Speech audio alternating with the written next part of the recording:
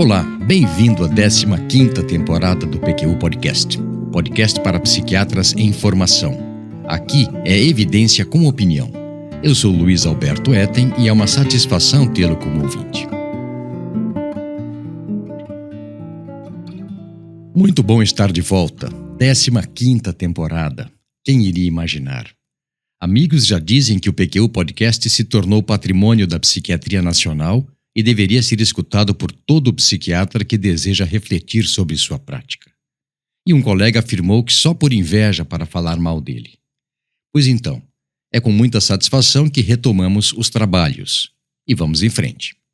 O PQU Podcast é uma iniciativa independente, realizada com recursos próprios, cujo objetivo é um só: divulgar informações e evidências que consideramos de importância para os psiquiatras em formação, acompanhadas de opiniões e considerações críticas. Se gosta do nosso podcast, fale dele e recomende-o para os colegas que estão ingressando na especialidade, residentes e especializandos de primeiro ano. Contamos com essa divulgação para aumentar nosso alcance. Esse episódio do PQU Podcast é inspirado no capítulo 4 da segunda edição do Fads and Fallacies in Psychiatry, de Joel Paris, professor emérito de psiquiatria da McGill University de Montreal, no Canadá, publicado em 2023. O diagnóstico é parte essencial da prática médica. É fundamental que ele esteja correto quando utilizado para orientar o tratamento. Idealmente, um diagnóstico deve ser válido, ou seja, deve descrever doença que corresponde a uma entidade natural, com etiologia específica, prognóstico estimado e resposta previsível ao tratamento. Não é o que ocorre na psiquiatria. Os transtornos mentais não atendem a esses critérios, de modo que as categorias diagnósticas descritas na CID e no DSM também não. Na maior parte dos casos, sua etiologia e fisiopatogenia permanecem desconhecidas. Por outro lado, sabe-se empiricamente que alguns transtornos mentais clássicos respondem bem a tratamentos definidos. Por exemplo, o transtorno bipolar ao carbonato de lítio e o transtorno de personalidade borderline a algumas modalidades de psicoterapia. Em medicina, a anamnese e o raciocínio clínico podem ser complementados por exames laboratoriais, de imagem, avaliação de biomarcadores e até testagem genética. Na psiquiatria, isso ainda não existe. Os exames são solicitados para descartar infecções e alterações metabólicas ou degenerativas que mimetizam a apresentação de transtornos mentais. Esse fato, bem como a inexistência de padrão ouro que permita cravar um diagnóstico preciso, fazem com que o diagnóstico psiquiátrico seja mais vulnerável a modismos. O DSM-3 foi uma inovação necessária e bem-vinda, apesar dos pesares. Deu uma boa organizada na coisa, mas suas categorias diagnósticas, algumas bastante problemáticas, diga-se de passagem, não refletem a realidade. Os transtornos mentais não se acomodam em categorias distintas, com boa confiabilidade somente com base na observação clínica. Mesmo assim, insisto, foi um passo na direção correta na medida em que resgatou a psiquiatria como especialidade médica. Os colegas mais novos talvez nem saibam, mas na época, final dos anos 70 do século passado, ela estava sitiada e sendo atacada por todos os lados. Psicanalistas, o movimento antipsiquiatria, neurologistas desciam a lenha nela. Pois bem, o DSM-3 foi uma tentativa séria e bem fundamentada de criação de classificação diagnóstica válida e mais confiável. A inovação foi a utilização de um algoritmo rudimentar para se fazer o diagnóstico, baseado na presença de critérios operacionais. Além das limitações próprias da arbitrariedade na escolha de critérios e nos pontos de corte para a realização de alguns diagnósticos, o DSM tem um problema que permanece até a sua versão mais atual, o DSM-5-TR, ou seja, os clínicos não leem o texto com o zelo necessário, de modo que prevalece na prática psiquiátrica a problemática tendência de se fazer um diagnóstico com base em um único aspecto saliente do quadro. Acha que estou exagerando? Vamos ver. Pelo DSM-5-TR, o diagnóstico de transtorno bipolar tipo 2 exige a presença de hipomania, atualmente ou na história pregressa, e de episódio depressivo maior no presente ou nos antecedentes pessoais, certo?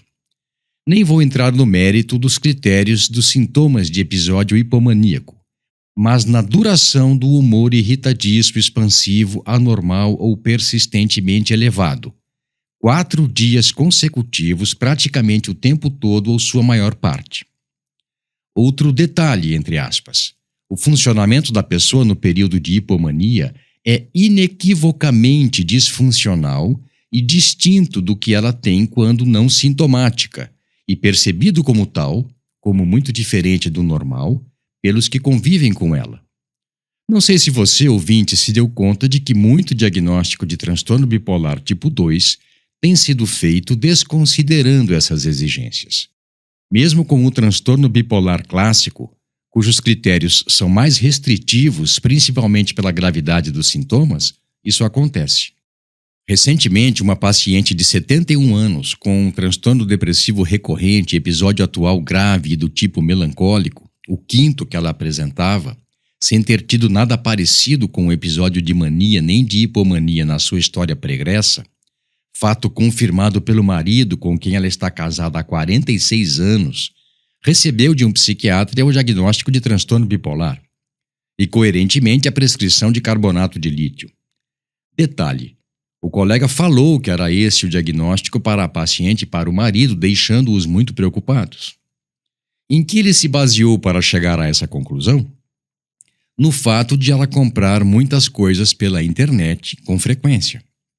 De fato, no item 7 do critério B do DSM-5 consta que envolvimento excessivo com atividades que possam ter consequências nocivas, engajar-se em compras desenfreadas, por exemplo. Ok, mas esse é um de 7 e os outros 6. Nada a ver com ela. Uma categoria diagnóstica descrita no DSM pode até demonstrar confiabilidade razoável quando os avaliadores são treinados na correta identificação de sintomas e respeitam os procedimentos do manual. Na prática, entretanto, fora dos ambientes de pesquisa, a confiabilidade do diagnóstico de depressão maior nas pesquisas de campo do DSM-5 foi de 0,2. Um parêntese. A confiabilidade é o grau de consistência das medidas de um mesmo conceito. Uma avaliação confiável dará o mesmo resultado sempre que realizada nas mesmas condições. Ela pode ser calculada entre avaliadores, em 2 momentos do mesmo teste e reteste, intermétodos, a comparação com outros instrumentos de avaliação, e como consistência interna, que avalia a concordância dos resultados dos diversos itens. A confiabilidade varia de 0, nenhuma, a 1, perfeita, sem variação alguma entre as medidas. Peso e altura, por exemplo, são medidas com excelente confiabilidade. Mesmo que a confiabilidade de um diagnóstico seja aceitável, maior ou igual a 0,7, ela não é suficiente para garantir a validade dele, ou seja, o quão precisamente ele capta a ideia que embasa um conceito teórico. Em outras palavras, o quanto, mesmo que todos façam o mesmo diagnóstico, ele de fato indique um transtorno mental. Na verdade, ele pode, como veremos, ser um modismo, um nada promovido a algo, ou, se preferirem, um algo de pouco valor, uma variante do normal, transformado em algo muito significativo por interesses diversos. O DSM-3 e todos os seus sucessores até a versão atual possuem categorias inteiramente baseadas em observação clínica ou em relatos do paciente, e não em biomarcadores. Além disso, há muita superposição entre as categorias diagnósticas, já que elas são definidas por alguns sintomas comuns. Assim sendo, quanto mais sintomas o paciente apresentar, maior a chance de receber mais de um diagnóstico, o que explica a grande ocorrência de comorbidades. Por fim, algo que se encontra logo no começo das várias versões do DSM, a definição de doença mental. Perturbação clinicamente significativa da cognição, da regulação emocional e do comportamento que reflete disfunção dos processos do funcionamento mental que causam sofrimento e limitação do desempenho social ou profissional. Você há de convir que, com uma definição tão ampla, fica fácil medicalizar experiências universais de sofrimento psicológico. Sendo assim, poderíamos resumir os problemas e limitações com o DSM da seguinte forma: os critérios diagnósticos são muito amplos, aumentando o risco de diagnósticos resultantes de incursões no que seria o normal, a diluição do diagnóstico segundo Joel Paris, da medicalização do normal e da ocorrência de comorbidades pela superposição de sintomas. E isso mesmo quando utilizado criteriosamente. Imagine então o que deriva do seu mau uso. Muito bem, e quais as alternativas ao DSM? Não são muitas, e já adianto que, com exceção da CID, todas são piores do que ele. Joel Paris faz referência ao RDoC, objeto do episódio 121 do PQU Podcast, e ao sistema HiTOP, acrônico formado a partir das primeiras sílabas e letras de Hierarchical Taxonomy of Psychopathology, taxonomia hierarquizada da psicopatologia. Fato é que para todas falta o suporte empírico suficiente para substituir o DSM-5. Os modismos no diagnóstico psiquiátrico podem ser de dois tipos. O primeiro se deve à ampliação dos critérios já existentes, permitindo que alguns quadros sejam nomeados como variantes mais leves de transtornos mentais já descritos. O segundo, a criação pura e simples de novos quadros. A síndrome do pensamento acelerado que circulou em nosso meio é um exemplo dessa segunda categoria. Um tal de transtorno de desvio de caráter também. Do primeiro tipo, o excesso de diagnósticos de quadros reconhecidos nos livros-textos de psiquiatria, Joel Paris trata especificamente de 5 que têm ocorrido desde o advento do DSM-3. Não creio que o ouvinte do PQU Podcast ficará surpreso ao saber quais são. A meu ver, eles vieram em ondas. Não foram todos de uma vez superestimados como são hoje. E a coisa se deu na seguinte ordem: depressão maior, transtorno bipolar, transtorno de estresse pós-traumático, transtorno de déficit de atenção e hiperatividade e transtorno de espectro do autismo. O que mais contribui para modismos diagnósticos em psiquiatria? Definições mais amplas de transtornos mentais facilitam a realização de mais diagnósticos, com impacto na prática clínica e na percepção pública. O DSM com suas particularidades, como já discutido. A facilidade em categorizar sintomas diversos. Praticamente todo padrão de sintomas pode se tornar um diagnóstico, afirmou Joel Paris, e a disposição para arredondar o quadro sintomatológico para se acomodar na forma da classificação diagnóstica de modo a subsidiar a farmacoterapia. Esse aspecto do tema que estamos tratando aqui foi amplamente discutido pelo Vinícius no episódio 6 do PQU Podcast. O interesse da indústria farmacêutica, cujo objetivo é vender remédios. Quanto mais diagnósticos, mais prescrições. Não foram poucos os eventos para divulgar alguns transtornos e suas variantes menos graves, para tratá-los com medicamentos, óbvio. No final dos anos 90, eu fui convidado para integrar o Comitê Brasileiro de Prevenção e Tratamento de Depressão, filiado ao International Committee of Prevention and Treatment of Depression, fundado em 1975 com o objetivo de, abre aspas, disseminar, particularmente entre clínicos gerais, informações sobre o tratamento ambulatorial de depressão e promover mais cooperação entre os clínicos e os psiquiatras, fecha aspas. Aqui no Brasil, o grupo era mantido pelo laboratório Servier. Que eu saiba, nenhum dos colaboradores júnior, como era o meu caso, recebeu alguma remuneração financeira. Apenas passagem e estadia para as 2 reuniões presenciais, a de instalação e uma de segmento de ações, que ocorreram em São Paulo. Na primeira delas, o professor Jorge Alberto Costa e Silva, do Rio de Janeiro, ex-presidente da Associação Mundial de Psiquiatria, chamou nossa atenção para o fato de não ser comum uma casa farmacêutica patrocinar atividades de divulgação que visavam melhorar o nível de atendimento de depressão na atenção primária. Nem na época em que aquilo era de fato uma ocorrência rara, eu deixei de fazer a ligação direta entre maior divulgação do diagnóstico de depressão entre clínicos e aumento de vendas de um medicamento fácil de prescrever e bastante seguro. De lá para cá, isso virou prática usual. A atividade de grupos de amigos e familiares que, como efeito colateral da divulgação de quadros para diminuição do estigma, pode fazer com que as pessoas em geral e profissionais de saúde mental em particular fiquem mais propensas a identificar casos que não são realmente casos.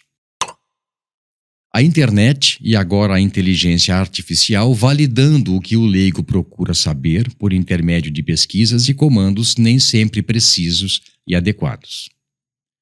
Mesmo sabendo disso tudo, por que psiquiatras fazem diagnóstico em excesso? Antes de responder, um outro parêntese necessário.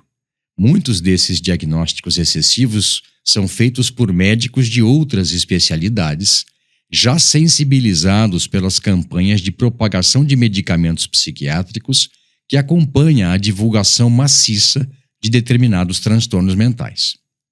Mas falemos dos psiquiatras. Um elemento de resposta a essa questão, por que se faz diagnóstico em excesso, sem dúvida é a satisfação que sentimos em pensar que estamos fazendo algo pelo paciente, aliviando seu sofrimento, no mais das vezes, com medicamentos. Autoengano? Às vezes sim. Outros elementos talvez sejam menos nobres: ignorância, influência da indústria farmacêutica e a pressão do próprio paciente que já chega em busca de medicação para seu problema ou já previamente diagnosticado. E o que mais? Há mais 2 outros elementos que contribuem para o excesso de alguns diagnósticos. A prova terapêutica, ou seja, a resposta a medicamentos utilizada para confirmar uma hipótese diagnóstica e a consequente instituição de um tratamento é o primeiro. Consideremos o TDAH. Chega o paciente à consulta do psiquiatra com a onipresente queixa de falta de concentração e logo recebe um psicoestimulante como teste terapêutico. Ora, bem sabemos que mesmo em pessoas sem esse transtorno mental, pode acontecer o desfrute de sensação de bem-estar e aumento do ânimo com essa classe de medicamentos. Mesmo assim, muitas são comunicadas que tal fato confirma o diagnóstico. O segundo tipo é uma espécie de conluio entre médico, paciente e família em algumas circunstâncias.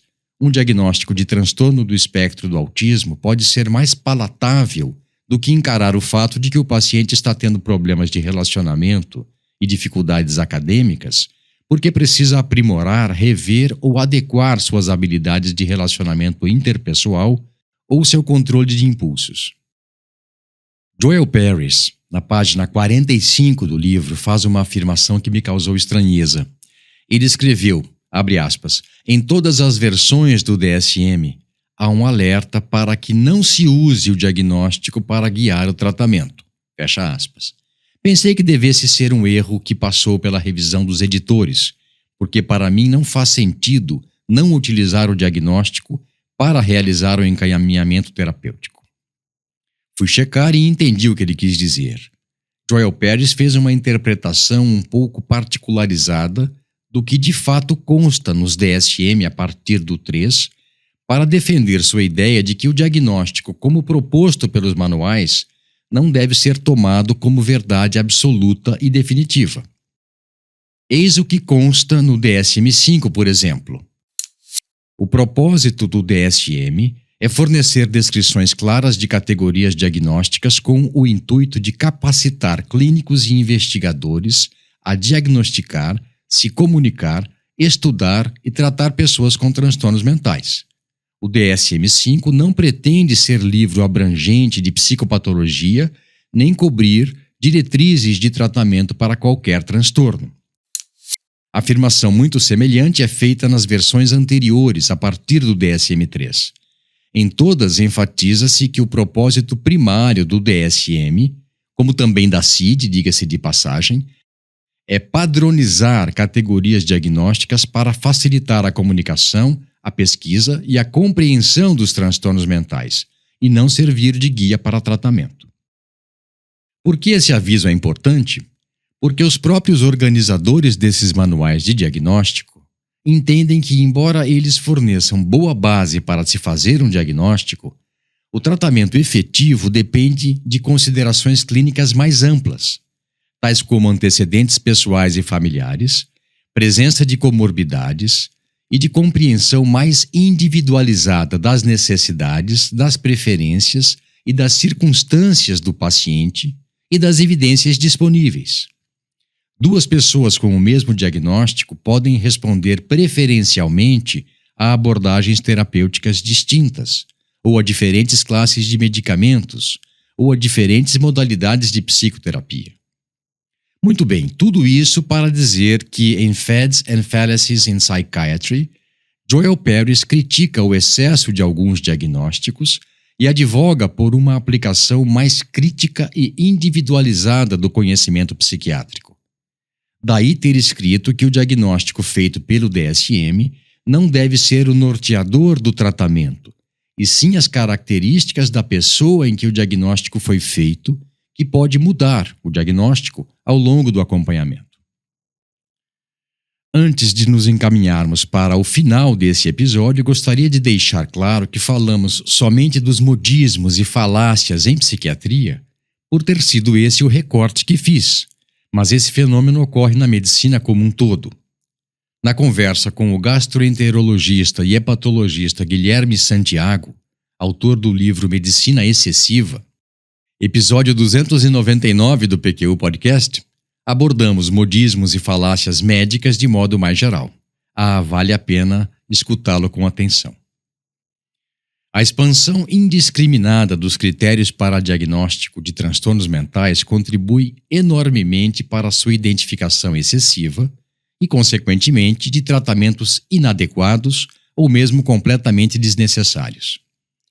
É essencial uma abordagem cautelosa e baseada em evidências para evitar essas armadilhas.